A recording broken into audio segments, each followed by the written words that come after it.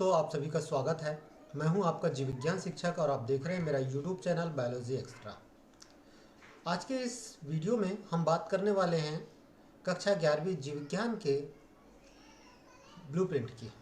माध्यमिक शिक्षा मंडल मध्य प्रदेश भोपाल के द्वारा हायर सेकेंडरी परीक्षा सत्र 2021-22 के लिए जो ब्लूप्रिंट जारी किया गया है, उस ब्लूप्रिंट को हम इस वीडियो के माध्यम से समझने की कोशिश करेंगे।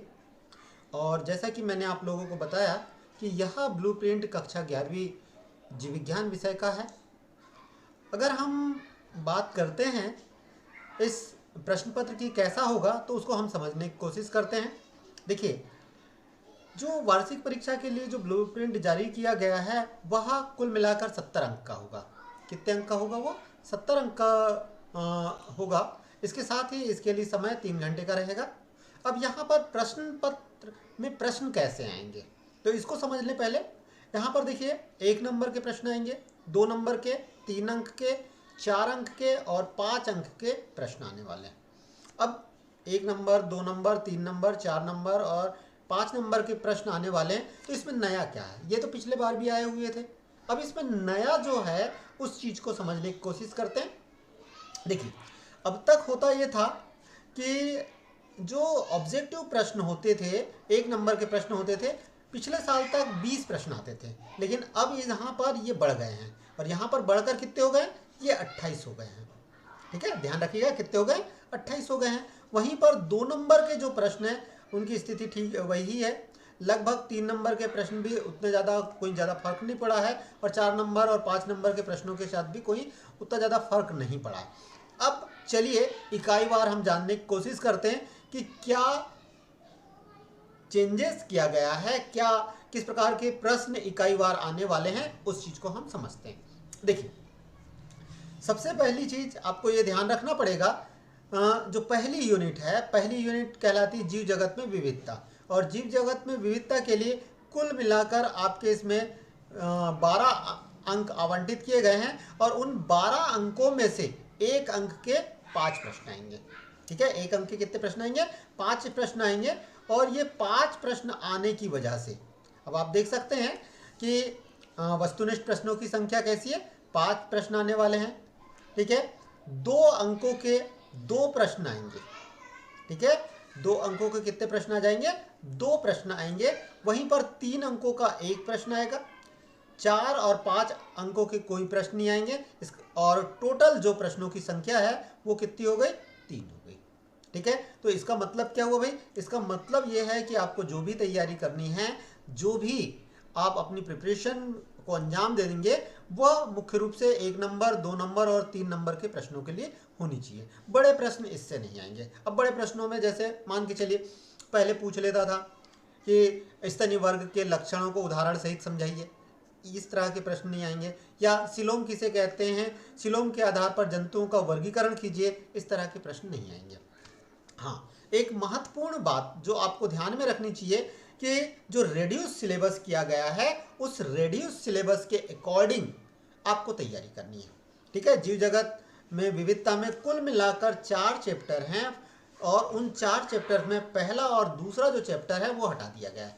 तीसरा और चौथा चैप्टर है। तीसरे चौथे में प्लांट किंगडम है, चौथे चैप्टर में एनिमल किंगडम है। तो यहाँ पर इन्हीं दोनों चैप्टर्स को आपको तैयारी करना है। चलिए आगे हम तैयारी कराते रहेंगे आपको। अब आ जाते हैं दूसरी यूनिट। दूसरी यूनिट पादप एवं प्राणियों में संरचनात्मक संगठन। और इसके लिए इस यूनिट के लिए कुल मिलाकर 14 अंक आवंटित किए गए हैं और इन 14 अंकों में से जो 7 ऑब्जेक्टिव होंगे, 50% जो है ऑब्जेक्टिव प्रश्न होंगे। 2 अंक के 2 प्रश्न आएंगे, वहीं पर 3 अंक का 1 प्रश्न आएगा। अब यहाँ पर भी लगभग पहली यूनिट जैसी ही कंडीशन है। तो यहाँ पर आपको ये ध्यान में रखना है कि हमें किस तरह के प्रश्नों की तैयारी करना है। तो इस यूनिट के लिए कुल मिला के प्रश्न कितने हो गए? 3। ठीक है, चलिए तीसरी यूनिट में आ जाते हैं। तीसरी यूनिट है कोशिका संरचना एवं कार्य। इसके लिए कुल मिला के 12 अंक आवंटित किए गए हैं और 12 अंकों में से 5 अंक जो है वस्तुनिष्ठ प्रश्नों के लिए है, 1 नंबर के प्रश्नों के लिए है। वहीं पर 2 अंकों के 2 प्रश्न इसमें आएंगे, 3 अंकों का 1 प्रश्न आएगा, 4 और 5 अंकों के यहाँ से कोई प्रश्न नहीं आएंगे। आपकी देखिए सुविधा हो गई है, लेकिन बहुत ही महत्वपूर्ण प्रश्नों को इसमें से हटा दिया गया है। सुविधा क्या हो गई है, आपको ज़्यादा बड़े प्रश्नों को याद करने की ज़रूरत नहीं है, समझने की ज़रूरत नहीं है। लेकिन हाँ, मैं एक चीज़ कहना चाहूँगा कि यदि आप चाहते हैं कि बायोलॉजी को बहुत अच्छे से समझें, तो आपको 4 नंबर 5 नंबर के प्रश्नों को समझना पड़ेगा, पूरी बायोलॉजी को समझना पड़ेगा।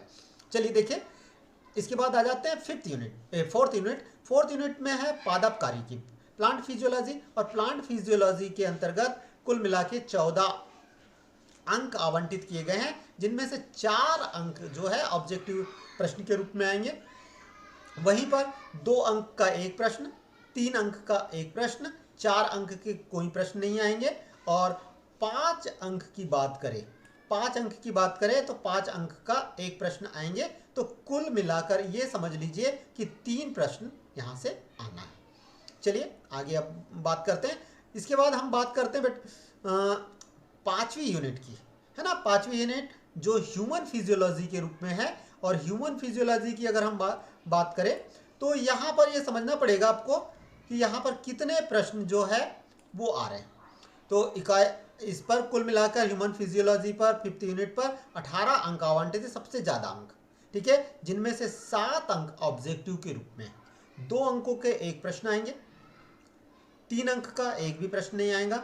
अब यहाँ पर देखिए 4 अंक और 5 अंक के जो है एक एक प्रश्न आएंगे, 4 अंक और 5 अंक के एक एक प्रश्न आएंगे। तो इस प्रकार से अगर आप थोड़ा सा नज़र दौड़ाएं तो अब क्या हमको समझ में आ रहा है, हमको ये समझ में आ रहा है कि सबसे ज़्यादा फोकस किया गया है ऑब्जेक्टिव प्रश्नों पर, ठीक है। ऑब्जेक्टिव कुल मिलाकर 28 नंबर के ऑब्जेक्टिव प्रश्न आएंगे, 728, मतलब जो 4 ऑप्शंस आपसे पूछे जाएंगे वो चारों ऑप्शन में 7-7 प्रश्न रहेंगे, 7-7-28 प्रश्न, ठीक है। 2 अंक के कुल मिलाकर 8 प्रश्न आएंगे और 8 प्रश्नों के 16 अंक होंगे। 3 अंक के 4 प्रश्न आएंगे और इसके लिए कुल मिलाकर 12 अंक आवंटित होंगे। वहीं पर 4 अंक का केवल एक प्रश्न आएगा और वो भी कहाँ से आएगा, ह्यूमन फिजियोलॉजी से आएगा, तो 4 अंक उसके लिए आवंटित हो गए। और 5 अंक के 2 प्रश्न आएंगे प्लांट फिजियोलॉजी और एनिमल फिजियोलॉजी से, तो इसके लिए कुल मिलाकर 10 अंक आवंटित होंगे। अगर हम टोटल ओवरऑल देखें तो प्रश्नों की संख्या की अगर हम बात करें तो 15-4, ठीक है, 15-4 बराबर 19 प्रश्न जो है वो आपके लिए आवंटित होंगे। अब यहाँ पर थोड़ा सा इसके जो निर्देश दिए गए हैं उन निर्देशों को हम समझ ले। देखिए क्या कह रहा है कि कुल प्रश्न 15-4 बराबर 19, कुल अंक 42-28 बराबर 70। अर्थात कहने का मतलब ये है कि 42 अंक जो है वो डिस्क्रिप्टिव आएंगे, 2 अंक 3 अंक 4 अंक और 5 अंक के, जबकि 28 अंक किसके आएंगे, 28 अंक आ जाएंगे आपके ऑब्जेक्टिव प्रश्न के, ठीक है। आगे देखिए, प्रश्न क्रमांक 1 से 4 तक वस्तुनिष्ठ प्रश्न होंगे, सही विकल्प, रिक्त स्थानों की पूर्ति करे, सही जोड़ी, एक वाक्य में उत्तर संबंधी प्रश्न होंगे। प्रत्येक प्रश्न के लिए 7 अंक है, ये हमने अभी थोड़ी देर पहले ही बात कर ली। अब देखिए जो 2 अंक के प्रश्न आएंगे उनकी शब्द सीमा क्या है, उनकी शब्द सीमा है 30 शब्द, ठीक है। 3 अंक के प्रश्नों के लिए शब्द सीमा 75 शब्द है।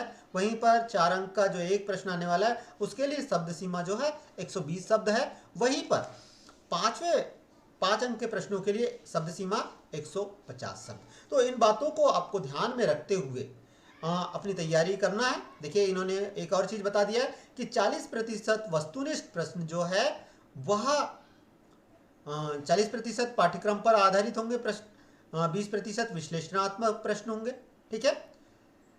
सत्र 2021-22 हेतु कम किए गए पाठ्यक्रम से प्रश्न पत्र में प्रश्न नहीं दिए जाएंगे। तो कौन कौन से ये हैं यहाँ पर देख लीजिए और समझ लीजिए।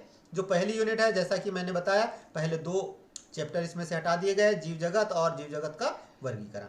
वहीं पर कोशिका संरचना एवं कार्य में से जो चैप्टर 9 है जैवाणु, इसको हटा दिया गया है। प्लांट फिजियोलॉजी से 2 चैप्टर हटाए गए हैं, पौधों में परिवहन और खनिज पोषण, जो कि अध्याय 11 और 12 है, इनको हटा दिया गया है। वहीं पर ह्यूमन फिजियोलॉजी से जो है वो पाचन एवं अवशोषण को हटा दिया गया है। तो जब भी आप तैयारी करें तो एक बात ध्यान में रखें कि ये तैयारी आपको इनको हटाकर करनी है। ये जो कम किए गए पाठ्यक्रम है इनको हटाकर आपको जो है वो तैयारी को मूर्त रूप देना है। तो उम्मीद करूंगा कि आपको यह विश्लेषण जो है वो समझ में आ गया होगा।